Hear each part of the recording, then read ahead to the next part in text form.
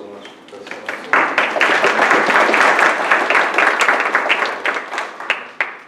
The program, can you hear me? Can you hear me? Yes. Papa, can you hear me? Pardon? Papa, can you hear me? Okay. This program would have not been possible without many collaborative efforts and many academic and non-academic entities that we are working with in order to bring these kinds of programs. And of course, the programs within the university are very important to us. The Human Research Institute is a major partner, and Professor Wayne is a friend of the Exilic Studies program, and we work many times together. We also work with other programs like the Honors College and Women's Studies and many others, and they come forward and collaborate with us, and we have a very fruitful collaboration with many of them. But Professor Blanco today is also here as the Betsy FIU Exile Studies Scholar Writer in Residence. And this is a program which is, again, housed in Exile Studies, but a collaborative program between the Betsy Hotel and the Exile Studies. And within the framework of that program, the professor who is in residency at the Betsy is giving a lecture usually, which Professor Blanco did yesterday, to a full room. We have a panel discussion that follows up on the issues that were raised in the lecture, and then there is a salon or a cultural break at the Betsy Hotel. So once we have luminaries of the kind of Professor Blanco, we make sure that we use them well, and usually they cooperate with us too. Now, as Professor Russell said, the Betsy Hotel is one of our major partners, and the chairman of the hotel, the owner, Jonathan Platzig, and Deborah Briggs, the VP of Marketing and Philanthropy, are good friends not only of the English department, the university, but also the Exile Studies program. And another sponsor that is also anchored in the Betsy Hotel, which in fact is a cultural phenomenon, it is a center of humanities in many ways, is Escribe Aquí. And we have with us the director of Escribe Aquí, also Professor Pablo Cartaya, who teaches creative writing, and I'll tell you about that in a second, and now a rising star and author, and he is here to represent the Betsy Hotel. Let me just say a couple of words about Pablo Cartaya. He is the author of the acclaimed middle-grade novel, The Epic Fail of Arturo Zamora, which was published by Viking. He is a published weekly, quote-unquote, flying star, and has received starred reviews from Kirkers, Booklist, Publishers Weekly. For his performance recordings, the audiobook of his novel, Pablo received an Earphone Award from the Audiophile magazine and the Publishers Weekly audiobook starred review. The Epic Fall of Arturo Zamora was named one of the best books of the month by Amazon and Barnes and Nobles, and one of the 50 most brilliant books of summer by Scholastic Library. His novel Marcus Vega Doesn't Speak Spanish, also with Viking, is set for publication summer 2018, and 2 forthcoming novels will be published a couple of years later. At this time, he is not only the director of Escribe Aquí, a wonderful program that promotes writers from Spanish-speaking countries. He is also serves as a lead faculty at Sierra Nevada College's Law Residency, MFA in Writing for Children and Young Adults. On a personal note, I'm very, very happy that you are here, Pablo. Our friendship goes back several years now, and our collaboration and trust will be continuing despite the rising star that is now also accompanying you personally. And good luck with your publications. Thank you. And you will be with us in the Pardon? Yes.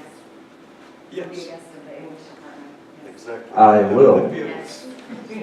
Okay, thank you very much. I'm going to speak very, very quickly because you're here to see these guys and not me. I want to thank Dr. Milbauer. I'm always so shocked when he calls me to ask me to say some opening remarks.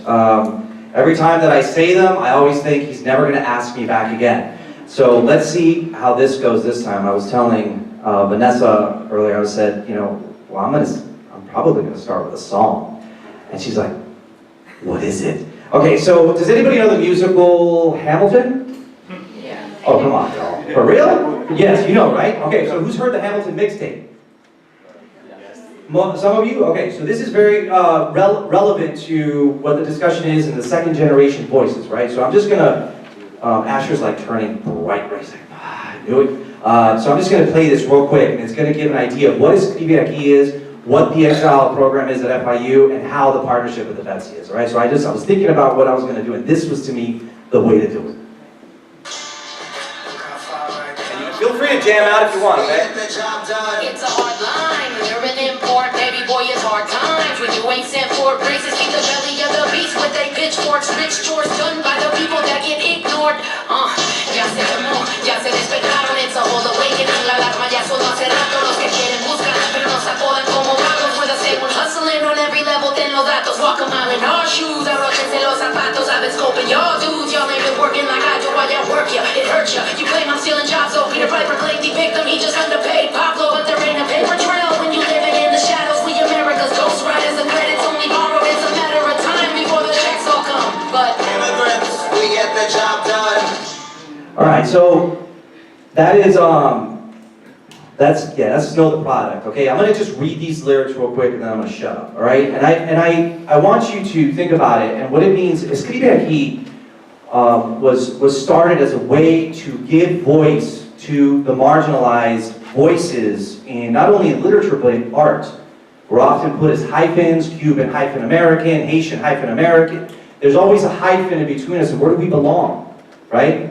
And it's either like, let's have a little separate corner in the booth for the Latinos, let's have a separate booth for the African Americans, let's have a separate booth for everybody, and then most of the other population are who? Unfortunately, white males, right? So this was a way to bring voices to them. And through the Betsy South Beach, through Florida International University, we combined this, got a grant from the Knight Foundation, and that grant was allowed us to not only bring authors and artists from all over the world that live in two languages, right? But that are exiles, that are first generation Americans, second generation Americans, and it allowed them to have a space where they are not marginalized, where they are front and center. And that's what it is. So when you think about all these things that we talk about, you know, what does it mean to be a second generation voice? What does FIU Exile Studies mean? It means that. It means that these fine people here that are going to be speaking, that's what it means. They're talking about those very things, right? So I'm just going to close with just what the actual lyrics, okay? Know the Product, she says, it's a hard line when you're an import. Baby boy, it's hard times when you ain't sent for. Racists feed the belly of the beast with their pitchforks, rich chores, done by the people that get ignored. Ya se armó, ya se despertaron, it's a whole awakening, la alarma ya sonó hace rato, lo que quieren buscan pero nos apodan como vagos. We're the same ones hustling on every level, ten los datos, walk a mile in our shoes, abróchense los zapatos. I've been scoping y'all dude, y'all ain't been working like I do, I'll outwork you, it hurts you. You claim I'm stealing jobs, though Peter Piper claimed he picked him, he just underpaid Pablo. But there ain't a paper trail when you're living in the shadows. We're America's ghostwriters, the credit's only borrowed. It's a matter of time before the checks all come because immigrants, we get the job done. Thank you very much, and enjoy the rest.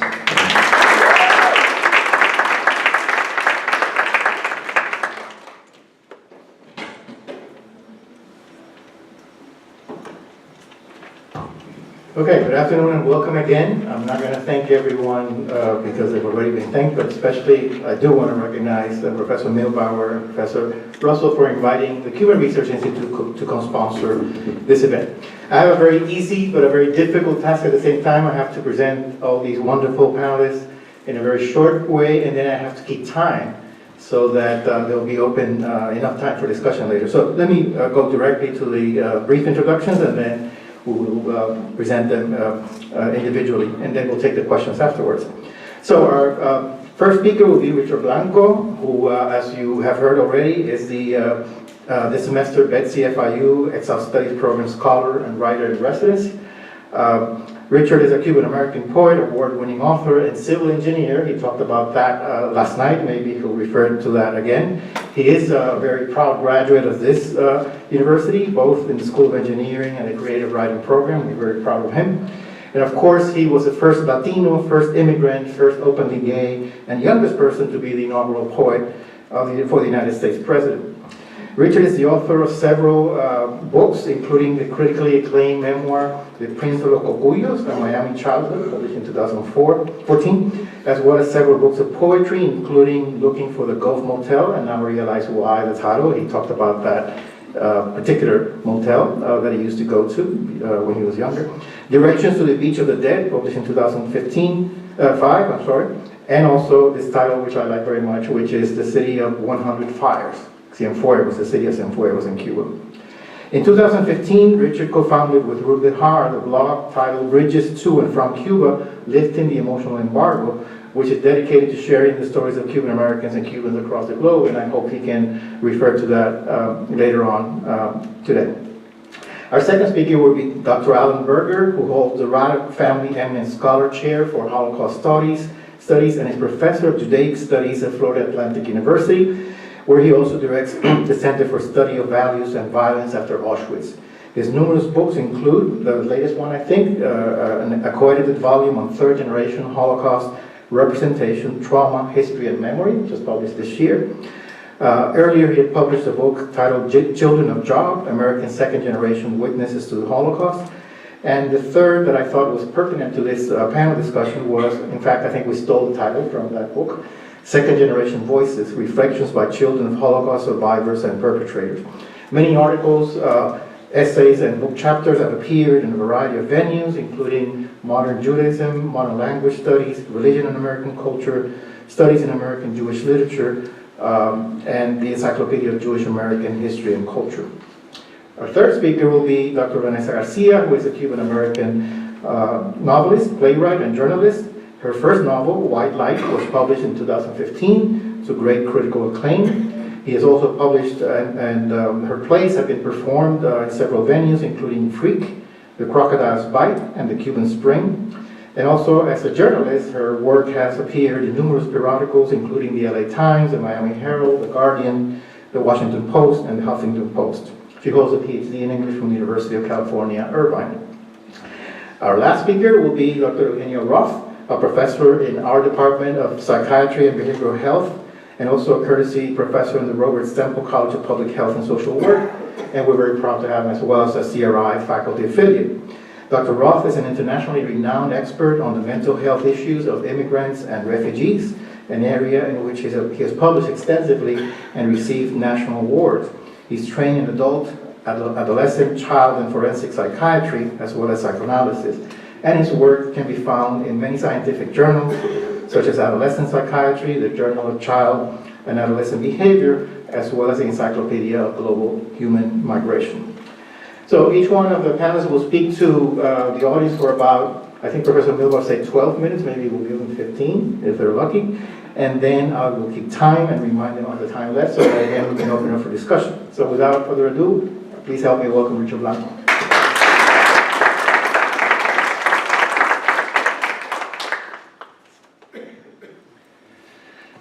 Thank you, Jorge. Thanks again to Professor Milbauer and Dr. Heather Russell. It's a pleasure to be back here. Just a few hours ago I was here. It seems like Groundhog Day. But to continue the conversation, to also sort of get to share some things that perhaps I did not. So for those repeat offenders, thanks for coming. I really the title of today's panel was really provoked a lot in me. And so I have sort of thoughts all over the place that I hope in the aggregate will make sense, and they should, because they're all coming from my mind. But one of the things that idea of what the legacy was, especially the affliction and part, was really interesting. But one of the things that came to mind for me was this idea of the split self. of the duality of my psyche, or the duality of my existence, which particularly happens when I go visit Cuba. Every time I go visit Cuba, it feels like I'm sort of looking for that little Ricardito, that little Richard who stayed there, the one I would have been had my parents never left. And it's this weird feeling, complex feeling, that you can't sort of, it's just haunting. It's just kind of like, and you see, of course, you see your parents' homes, or your grandmother's home, and things like that. So there's all this tangible evidence at the same time of who this person would have been. And so I carried that with me, but even with, like I said, especially prevalent when I visit Cuba, but it's always around. It's always sort of around me, that other Richard. And that other Richard switches sometimes too. Sometimes I think, who would have been that Richard if I would have never been Cuban at all? If I would have grown up in Westport, Connecticut, who's that Richard? And so he haunts me too. But this idea that, this double other, if you will, this idea that you're already the other, and then there's an other within the other, which is sort of what sort of keeps me writing and keeps me thinking and engaged with the world, is always trying to find that inner self. And I think that also sort of has spilled over into, that duality has spilled over into almost every facet of my life. When I come to think of it, it has set the tone of everything that, in a way, that everything I do and everything I appreciate and how I appreciate it. I am the poet engineer. I am the straight gay man. I am the Anglo-intellectual and the Cuban guajiro, and so forth and so on. It seems that duality just sort of defines everything that I am, and in that way it's become my legacy. It's become also my affliction. So the idea is that this is sort of a wonderful way to exist in the world, because I feel completely, maybe I gotta say this in Cuban, donde quiera que caigo, caigo bien. I'm fine, I can mix into anything, I can do whatever. I'm sort of fluid and permeable, of course linguistically as well. I'm untethered, unanchored. I can do and be whoever I want. I can wake up one morning and say, hey Richard, let's write poetry. Sure, let's do that. Let's quit engineering. So that's a wonderful feeling. I think we all enjoy that, those of us, many of us probably in this room, but that sense of sort of a malleability or adaptability. But at the same time, I'm everyone and I'm no one. I'm still that ghost. I'm still, so that's the affliction part, right? And sometimes you just wish, God, can I just be one thing? Can I just be anchored to something? So that's kind of what my work tries to navigate a lot, trying to ask those questions. And I think they're important questions, because beyond exile studies, or I should say beyond studying ourselves, I've often thought that part of what exile studies do, part of what authors like today do for us, is beyond our own camp. If you really look at what's happening in the world, in some ways, at least in my lifetime, in some ways, the experience, you don't have to be in exile to experience exile. The way the world, the globalization of the world, the way that, I mean, if you think about it, I don't know the exact statistic, but probably less than 100 years ago, everyone lived and died within 50 miles of where they were born. That is mind-boggling where we are today. The movements of people, the way we're connected, our economies, the way we're connected through modes of transportation, the way we're connected through means of communication as well. On the one hand, makes us that everybody, right? But on the other hand, there's also that untethered feeling, who am I, right? In this world of being homogenized, our automatic reaction is to try to seek some individuality. So I think that's what keeps me writing as well, knowing that this imprint in me is also something that's happening in the larger world. And I think that what we try to do as writers on this topic of exile of second generation is to, in a way, offer everyone sort of, not quite a template, but sort of a map of how we've negotiated these spaces. You don't have to be an immigrant anymore to have an immigrant experience, right? Think about someone who would move to Miami from Seattle, right? You don't have to leave your own country. Or someone who moves from Miami to Seattle, or for that matter, from Kansas City to New York City. So the more we have, the more fluidity we have, the more we encounter the same things that we, as a second generation, have had to deal with since, we're 2 months old. And I think that's a gift that I think our literature gives to the world in the larger context. So I'd like to share just a couple of poems that sort of take that up, because as I like to say, my poems are smarter than me, I hope. They're the lens, they are the medium, they are the prism through which everything I'm telling you right now is discovered. I discover it first through the poetry, and then I look at it like a mirror and say, ooh, that's what's happening, right? So a couple of them that take up that cause. So, you keeping time? This is, and so linguistically too, that happens, right? Bilingually, we're always moving between languages, and that's what I'm going to show you a couple of examples of. That's what I try to do in my work as well. This is a poem about Varadero on my first trip to Cuba, and of course, Varadero, right? Like the beach, the Miami Beach was a landfill, right? Varadero, the beach to end all beaches in Cuba, and whenever my parents and grandparents would start with Latin, would just like roll their eyes and here they go again with the Varadero beach thing. So I get to Varadero, and of course it is the most beautiful beach in the world. They were right, of course. So I wrote this poem which is sort of dealing with the land, dealing with my father, and dealing with that sense of reclaiming some kind of heritage, or looking again for that ghost in this place, the ghost of myself, the ghost of my father. And it's written in Spanish. Well, it was something I started writing in Spanish, and then I just play off my own Spanish. The other self is like, oh, what's the Spanish? And the other brain comes in and sort of reflects on that own writing as if it were another writer, and borrows some of the images and the tone to then give it to the English, and vice versa. Varadero en alba, or Varadero at sunrise. Ven, las olas roncas murmullan entre ellas, las luciérnagas se han cansado, las gaviotas esperan como ansiosas reinas. We gypsy through the island's north ridge, ripe with villages cradled in cane and palms, the raw harmony of fireflies circling about amber faces like dewed fruit in the dawn. The sun belongs here. It returns like a soldier loyal to the land. The leaves turn to its victory. A palomino rustles its mane in blooming light, and I have no other vision of this tapestry. Ven, tus palmas viudas quieren su danzón, y las nubes se mueven inquietas como gitanas. Adivina la magia encerrada del caracol.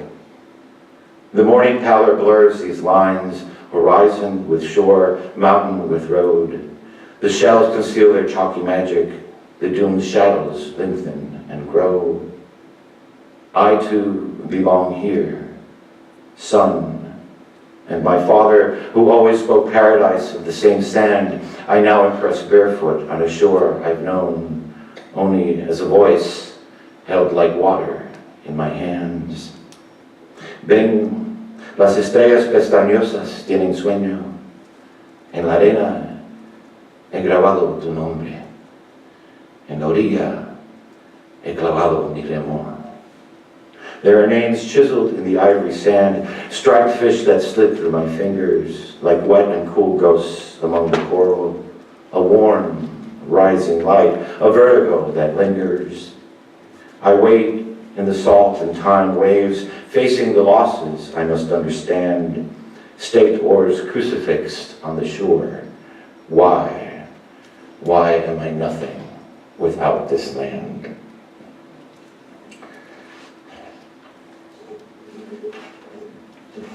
And I'm not sure. Okay, great.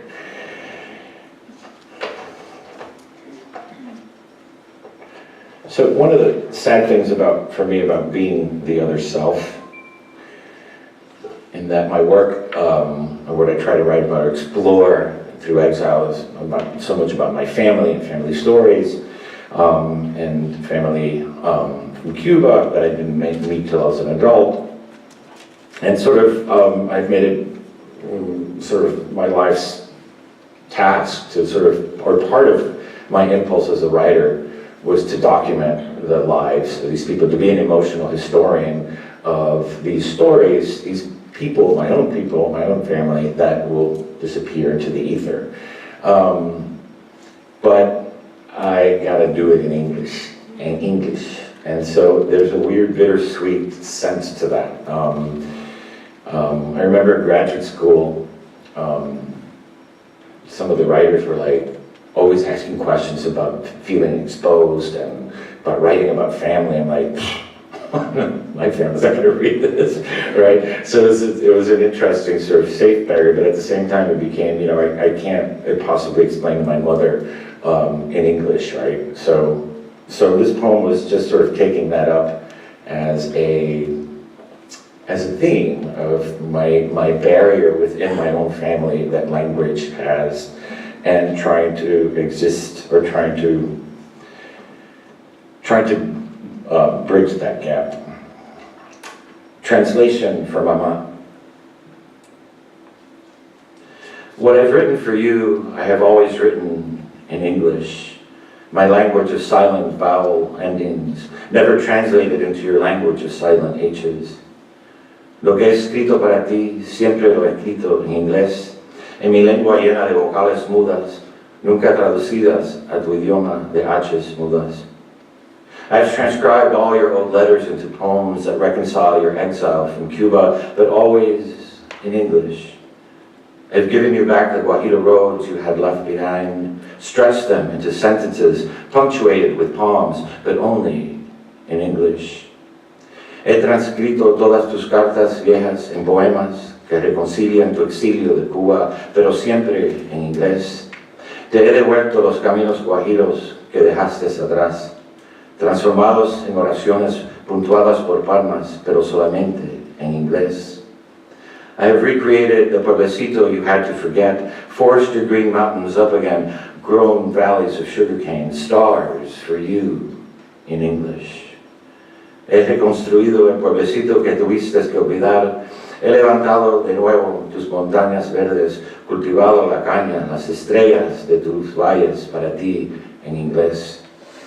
In English, I have told you how I love you cutting gladiolas, crushing ajo, setting cups of dulce de leche on the counter to cool, or hanging up the laundry at night under our suburban moon. In English, en inglés, te he dicho como te amo cuando cortas gladiolas, machacas ajo, enfrías tacitas de dulce de leche encima del mostrador, o cuando tiendes la ropa de noche bajo nuestra luna en suburbia. En inglés, I have imagined you surviving by transforming yards of taffeta into dresses you never wear, keeping Papa's photo hinged in your mirror and leaving the porch light on all night long. He imaginado como sobrevives, transformando yardas de tafetán en vestidos que nunca estrenas.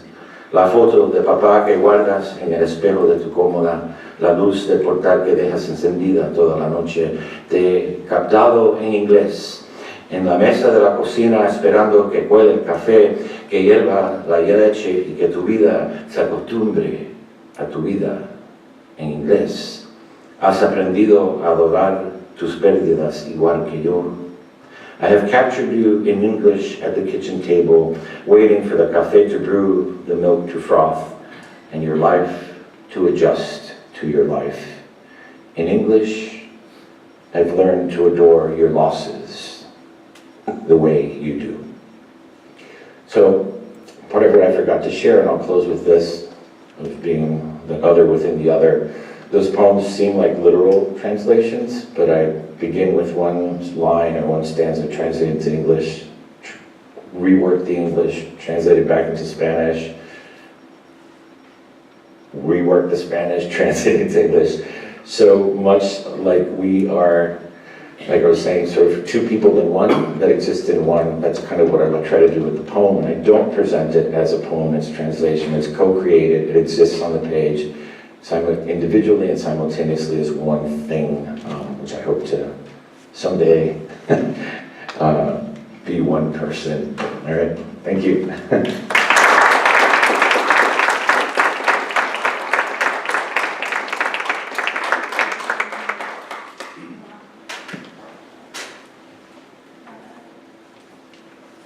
I wish you would have gone on longer. It was beautiful.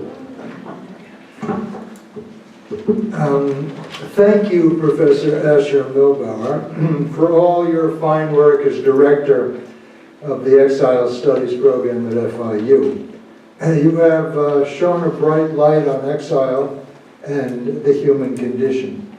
And of course, Dr. Heather Russell, head of the English department, thank you for putting up with all of this. I am delighted, I must say, and somewhat dismayed to find myself in this distinguished company.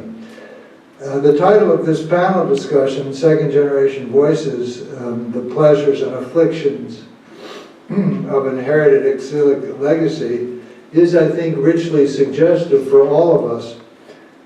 It provides an opportunity for reflecting on some themes vital to our identity, both as human beings and as members of specific subgroups within the human family. My remarks begin with a brief, brief meditation on exile as the human condition and the role of memory. I then address the issue of memory itself. Next, I'll have something to say about the second generation, children of Holocaust survivors, and also children of perpetrators, and how they broaden our understanding of the impact of intergenerational transmission of trauma. I conclude by commenting on the contemporary cultural assault on memory and what it may portend for the future of memory itself. So, a few words about exile as the human condition. Humanity, the Hebrew Bible attests, began its historical journey by being exiled from the Garden of Eden. Rebellion against divine injunction resulted in an end to paradise. Travail and work replaced innocence and plenty. Barred from ever returning to paradise, humanity was thrust into what we call civilization. But civilization frequently proved to be far less than civil. In this reading of Origins, humans are compelled to reflect on the mixed consequences of a primal rebellion. Memory can impel us either to do better or condemn us to do far worse. Specifically, Jewish identity begins, of course, with the story of Abraham and Sarah, the first Hebrews. Jews are commanded to remember the patriarchs and matriarchs, their experiences and encounters with God and with other civilizations form the core of traditional Jewish identity. The historian Yosef Chaim Yerushalmi reminds readers that the verb zachar, to remember, appears in its various declensions in the Bible no less than 100